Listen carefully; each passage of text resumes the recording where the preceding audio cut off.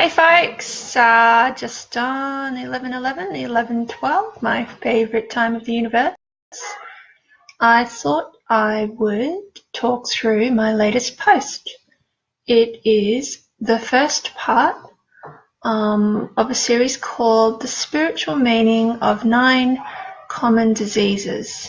This is something I've wanted to post for a while. I just didn't quite have the confidence. I'll be very interested in your feedback. And all the links to the actual blog are in the description. Please have a look. So we'll be covering about 4 or 5 of them today, just to keep things digestible. And again, I'll be reading it, and hopefully that is cool with you. So let me just open that up. Okay, so this post and this video is dedicated to anyone who's ever thought they were broken and could never be healed, which I think is a lot of us. You are more beautiful than you will ever know. Okay, so introduction. After many prompts for inner healing, including a lot of 11:11 and repeated number signs recently, I have cleared a lifelong belief that I'm weak. And that was using past life regression, which I learned from Tony Riley, and also using the white light essences, which were created by Ian White, who I have a great affection for. He's another numerologist. I'll be studying again with him soon in Queensland. So, you know, I recalled this life as a really healthy woman in Europe who was rarely sick. You know, as a result, she had a ball of a time following her dreams. And, you know, since that healing, I've had so much more energy. It's been very sudden. So I thought I'd write this post on the spiritual meaning of some really sort of common things that we experience as humans. All right, so this is how disease can bring you presence. We come to Earth to learn, and someone or something has to be our teacher, and it's kind of the agreement. So, you know, it could be a disease, a critic, difficult parent, ex-partner, challenging child, or other life crisis. And choosing to see illness as spirit in Santa's clothing, it's not whitewashing or denial. It just makes sense. You know, a positive attitude maximizes your capacity to work through the lesson. So instead of protesting your homework, you just get on with the exam and go out to play.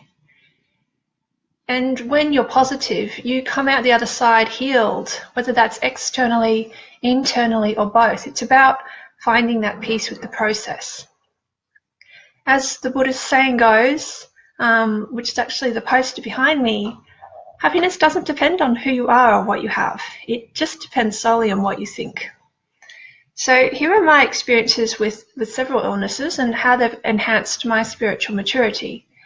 As an ex-scientist, I only write about topics I know from personal, client, or family experience.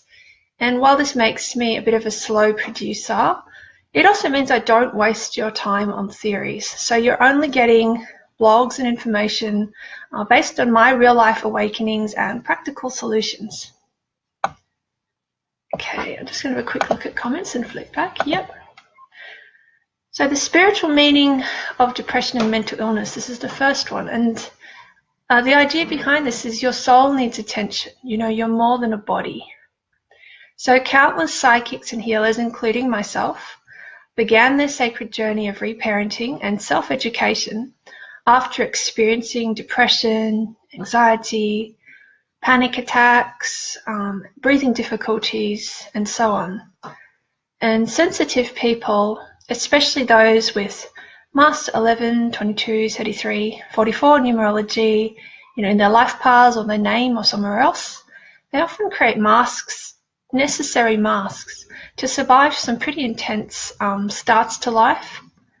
And that can lead to them sort of pretending that they don't care, that nothing phases them, they can do everything themselves, when actually they feel really alone.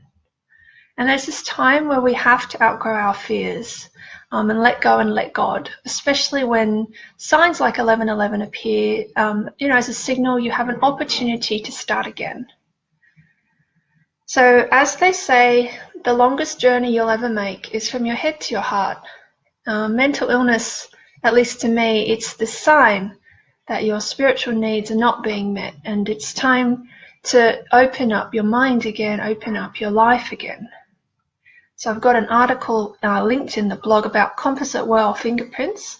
They look like a yin-yang, and there is a supposed link to things like schizophrenia and manic depression.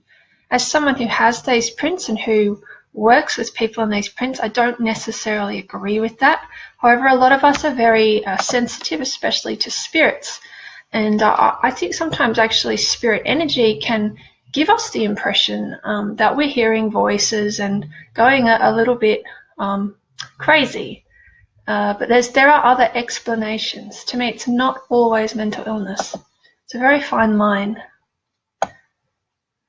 Okay, so some suggestions for healing from things like depression, and this can only be sort of an introductory look, really. Depression for me is linked to a blocked third or solar plexus chakra. It's around the stomach. This is your power center, your core, and you really need to bring back sunlight and hope to your soul, through really hearty outdoors exercise, nature, music, an energy positive diet, food and otherwise, like reducing sugar can really help. Sugar has a 3 energy. It can sort of make us really aggressive and impatient, which in a way is a type of self-sabotage. Also being with inspiring people, focusing on what you can do rather than what you can't do, that all really helps. Really, your mind needs some goals to achieve. It really needs things to learn and to do, rather than, I guess, things like Facebook, which seems ironic given that this is a video. But yeah, this idea, bored superheroes only create drama. So I've got this link in the blog, the shamanic view of mental illness. It talks a lot about how in some cultures, mental illness can be the birth of a healer, something that's actually quite profound and to be welcomed in some circumstances. And just in response to some of the queries I get, I'm not against antidepressants. Some people need them to get going. However, I personally prefer to use alternative, more sustainable types of healing. The second type of disease I'm going to discuss is coughs and colds. So it's like, where are you feeling underheard and overwhelmed? We live in a society where we're force-fed ideas and food, often from birth. Our parents tell us what to think, our bosses tell us what to do, the media tells us what we should aspire to. There's a lot of one-way communication. In terms of why, maybe because this behavior keeps us really busy and therefore really powerless and easy to control. Caged chickens produce caged babies. And, no wonder so many people have stiff necks and shoulders, just that sense that they're just always being rushed. And, that can result in them having a lot of trouble identifying their intuition and speaking from the heart. You've basically been trained to be a talking head. It can take time to undo that. That's why one of my favorite sayings is, don't shit on me and I won't shit on you. Rushing creates like 80% of our problems. So, buck the trend. In terms of suggestions for healing from frequent coughs, colds, sore throats, flus and bugs, which seems relevant given that it's winter in Brisbane right now. Really have a look at your fierce or your throat chakra. This is our inner voice. Even the word intuition adds to 5 in numerology, and you see the number 5. It's very open. It's a very receptive. It's not shut. Look, a lot of women have underactive thyroids. Maybe that's because we're so accustomed to biting our tongues and being polite. Look, it's time to stop the madness and be the leader again. For all our sakes, please speak up. Spirit can't help without your permission. Putting up with bullying just hurts the people coming after you. So please make the world a better place, not this kind of painful competitive race. Your body is like a puppy. It can't eat, it can't sleep, it can't even toilet without your help. Don't let people keep kicking you around. this idea of extreme self-care, as written by Cheryl Richardson. It's this act of rebellion in a society that really rushes us, senseless and numb. And it's just a really basic step. Rejig your diary so it reflects your values. You know, you have time for all your important things and everything else just has to fit in. And there's a link in the blog about the fish tank analogy where you put the rocks in first and then the sand, rather than vice versa. And Stephen Covey, who created that analogy, he's a Master 22. They know a lot about getting things done through taking small and meaningful steps. Okay, so the third disease I'm going to cover is the spiritual meaning of allergies. This is a pretty big topic. Again, this can only be quite brief. You know, things like hay fever, gluten, dairy. In my experience, this is a lot about, stop pushing down your feelings. Listen to your heart, where it wants to go next. Since I began studying nutrition and furthering my psychic readings, I've stopped eating gluten and dairy. It was not entirely by choice. Medical tests show that I am intolerant to both. I've had a lot of lactose intolerance basically since birth. And when I eat those things, I get quite anxious. I stop sleeping and kind of other important things. The good news is I'm sort of riding this wave of gluten and dairy-free cooking, especially in Brisbane where I live. It's very easy for me to find yummy stuff and support here. I find a lot of people who see 1111 and repeating numbers, they change their diets, at least temporarily. They often go vegan, vegetarian, they start cooking again. And this is especially true while they're upgrading their lifestyles and careers, kind of detoxing from their former lives. So as someone who's recovered from an eating issue, all I can say is allergies and digestive issues often lead us to our tribe. Enjoying what you eat, while working on your gut healing, it's really a lot more important than just feeling deprived and pitiful about reality. So it's like, do what you can. I eat organic meat now because I'm pregnant, and it also keeps me really active and lively. By nature, I'm fairly passive, but my husband is vegetarian, just to give you an idea. Okay, so suggestions for healing allergies. There's a lot of chakras involved with those. I suppose you could say they're very linked to a sensitive force or heart chakra, our sense of compassion and connectedness with the world.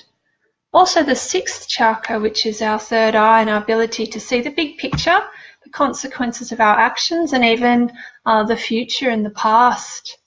It's like when they talk about that principle, your actions will have consequences in 7 generations. So specifically, hay fever, it can be to do with things like inner crying, problems, in your face, especially when you've got sinus blocks that you're avoiding, especially interpersonal conflicts that really, really need to be dealt with, like people you're living with, neighbours, things like that. And I've got a post in the blog about how letting people down can raise you up. To resolve this kind of history of overreacting, internally but under-responding externally, it's really important to detox your environment, to strengthen your aura, your mind and your body, to give yourself the right conditions for success. Finding your life path can help. I've got some info on that on my website. Also, there's a lady called Deanna Minich who writes on chakra foods. Regarding digestive allergies and intolerances, it's about looking where have you had a gutful, where have you lost your appetite for certain aspects of life. You just can't stomach it anymore. Maybe it's time to look at where your food and your thinking really comes from. What kind of future do you want? Your money is like a command to the universe. Are you feeding faceless giants, or are you supporting local organic entrepreneurs who are healing the planet? For example, I'm a big fan of spray-free pharmacy. In terms of gluten, for me, it really represents that conventional kind of gluey thinking, power structures, agriculture, and that traditional type of income generation. My background is actually environmental science and also agriculture.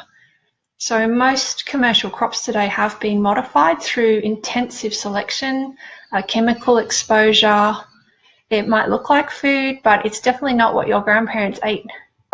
These plants have a real monoculture energy, like a one-size-fits-all energy. And it really encourages conformity and robot thinking when you eat it, because that's how it was produced. Perhaps you're here to do it differently. Eating gluten-free or low gluten diets, it definitely brings back your creativity and your spark. Now, in terms of dairy, this is a bit of a political subject, but I'm going to go there. So it comes from female cows who are milked, inseminated, and they have their babies removed. It's a classic pick-me-up for people who feel sad and who yearn for their mother's love. Doreen Virtue, who's another 11, she's written about this. And I have to say, giving up dairy and cheese, it took me quite a few years. It was very difficult because I was using it at some level to avoid some mental issues, some real serious loneliness and stuckness. But when I did clear that, and it was a lot about taking back my power, I stopped pretending I was content with a 9-to-5 life. I really chased down my ideal vision. So that's been a lot more nourishing for me. And there's some really good cheese alternatives these days, so I don't really feel lacking anymore. Okay, so the fourth area I'm going to be covering today, it's to do with addictions. Again, this could be a whole book or topic or like life's thesis, really. But let's just at least touch on it. So in terms of the spiritual meaning of addictions, alcohol, drugs, smoking, overspending, work, it's like, why do you think you're not valuable? You're priceless. Of all the diseases mentioned, addiction has been the most powerful spiritual teacher in my life. I know how it feels to live with alcoholics and drug addicts. I know what it's like to be around the children and the grandchildren of those souls. I'm not standing in judgment. I believe we all have past lives where we're good cops and bad cops and we swap around. I have literally taken a knife from a drunk ex-partner before he basically tried to stab someone in front of me. And that experience taught me more about myself than probably my whole university degree. I really saw how I used rescuing as a way of avoiding my needs and my very special and necessary journey. It wasn't until I realized that I'm priceless, and the Money Love course really helped with that. There's a link in the blog. That I stopped dating shutdown men. These days I know 100% that I'm worth more than all the gold on the planet. There's never been anyone like me in the 108 billion humans who have walked the earth, and you are just as special. All I can say is, there's a reason someone drowns their sorrows, and until you release the pain and the low confidence within yourself, for example through family constellations, holistic counseling, Reiki, past life regressions, crystal healing, you'll keep attracting these sort of healers in disguise. And even when you are healed, so to speak, you may still find that temptations come and go, especially at turning points like a 1, an 11-2, or a 9 personal year in numerology. You can find your personal year on my website. It's just using your birthday because we live in these 9-year cycles. So, think back to what you're doing in 2008. You'll get an idea of what you're going to improve on this year. And they say, you raise your vibration and you'll be tested. So it's not that life gets easier. I think our attitude just gets more open and embracing. We're all addicts in some way. And the trick is to choose addictions and activities that will actually prolong rather than reduce your life force. Because when you have time, you have the opportunity to solve your problems. Without time, I guess you sort of cut things really fine and really short. Okay, so suggestions for healing things like addictions. Well, among others, I link addictions to the first or root chakra, which is to do with our family tree and grounding. There's often a lot of need to let go of ancestral expectations and unfinished business, which can always be done at any stage of your life. I also link addictions to the second or sacral chakra, which is, it can be past lives, but it's also a lot about our relationships, our sense of self-worth, sex, money, and power, and also our third or solar plexus chakra. So you could say, someone who's addicted, they're living in those lower chakras, and it's really important for them to find something to love, something pure to love. Preferably some kind of personal growth like a meditation practice or yoga, which will help them to let go of this idea that they're just 3D, that they're just form. In my experience, as an 11-2 with all those numbers that often correlate to addiction, I guess you can see why I've had so much exposure. To me, addictions and even just being around addicts, it creates a real sense of security and safety. It's very comfortable. It's something that gives you a high or a low when the world sort of always seems to let you down. And I've got this link in my blog about the girdle of palmistry, which is a formation in your hand that I think can be linked to that sense that the sky tends to fall in. Yeah, it is actually often seen in the hands of healers. We often have to find other ways to soothe ourselves because of that sensitivity. So until you find other activities that give you the same buzz as your addiction, and for me, that includes a broad mix of things like cooking, meditation, yoga, running a fairly demanding spiritual business and having a family, you'll keep going back to the old patterns. You really need to fill the space. You're a human being, not a human doing, but you do need things that kind of keep you in the now. So I've got a link in my blog to Yost Sawyer. He's a Master 11, and he's got a really good book, The Perfect Day Plan, and it helped me to see how, even just sort of not living in tune with nature and those cycles, like waking early, going to bed early, can really throw you out and lead to addictive behaviours, sort of in this effort to recover your energy. He's run a really successful drug recovery program, and I briefly helped in his Brisbane clinic at the time. All his therapists were ex-addicts and master numbers, which was pretty amazing. Okay, the last topic I want to cover, at least just for today, the fifth topic, it's the spiritual meaning of a sick child. And this is sort of the reason I'm writing this post, and it's this idea, where is a small part of you tired and unwell? I read for a lot of parents, and it's like that child is just that loudspeaker for their heart. So before giving birth, I had no idea children were so conscious. I kind of thought they were blobs. And then I had Forrest, and now I know why I delayed having kids until I was 35 and psychic, so, well equipped or better equipped. Before I conceived, Forrest sat on my bed and he said, "Hurry up, you're late." It was pretty surreal. I actually wrote it down at the time.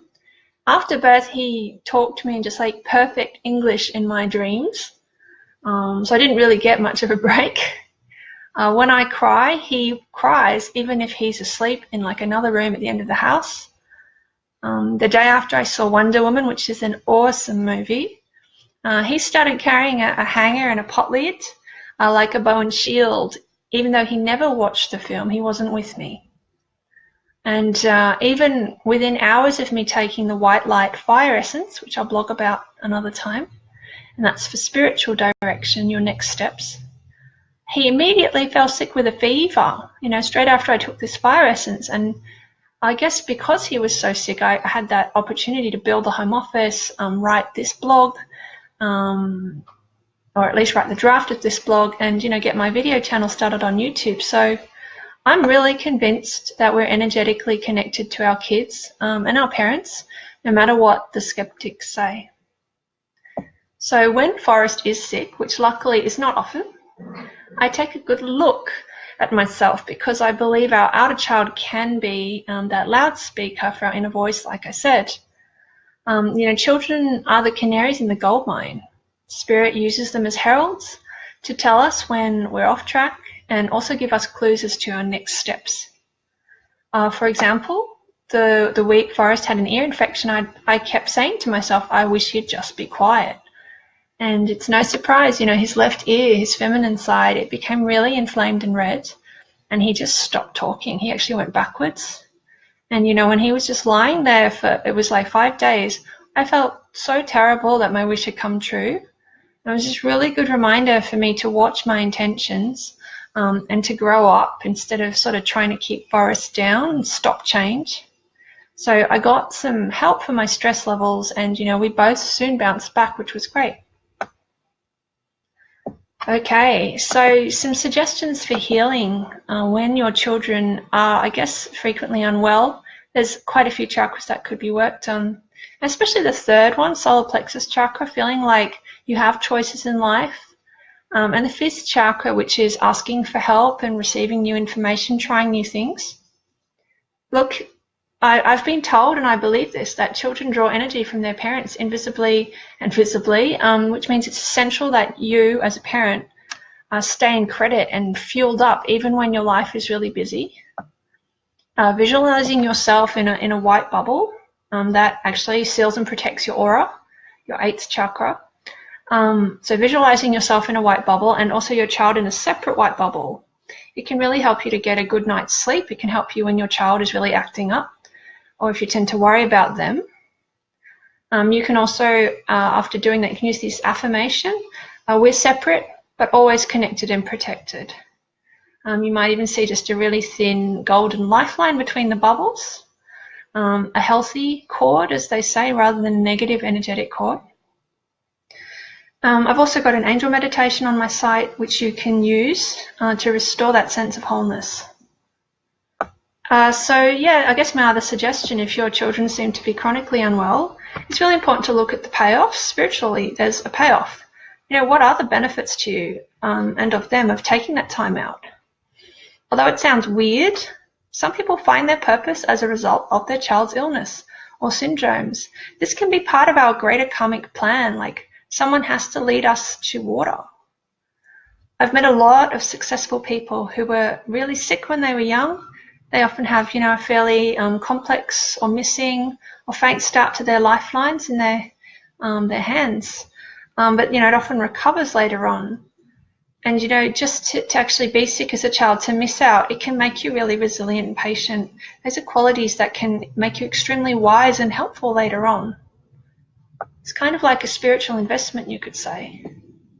However, you need to be aware, for some people, they use their children's problems to get attention subconsciously. I know I've done this at times, you know, to get attention from society, your partner, health practitioners. It's not something to feel guilty about because, let's face it, as a parent, you feel guilty enough. But there are much better ways to make yourself known.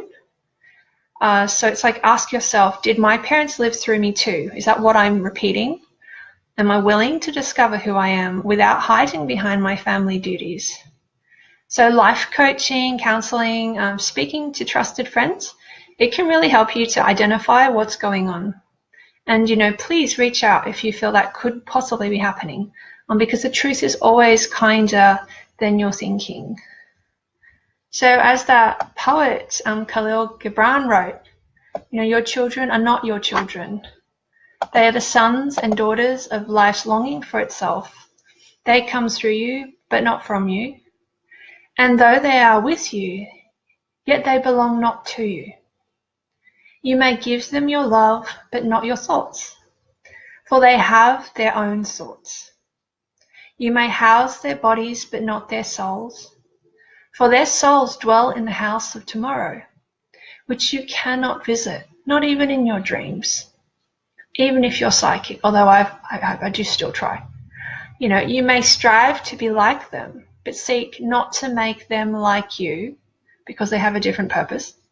For life goes not backwards, nor tarries with yesterday.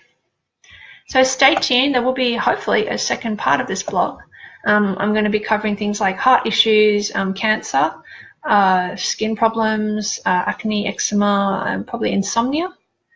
I hope this article has stimulated your mind, spirit, and heart.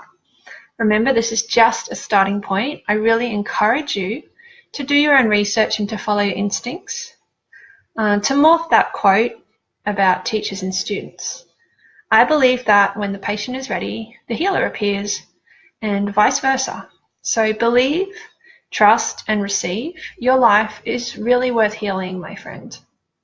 Okay, so I hope you've enjoyed this video. Please do have a look at the links in the post. There's quite a lot of articles there about like medical and health signs in the hands and things you can do to help your neck and your different chakras. And this is Sarah Yip, the Numbers Queen, and very privileged to be able to see you again. And hey, thanks Barbara Ann, for your comment. Lovely to have your positive energy on the video. So see you guys later. Bye-bye.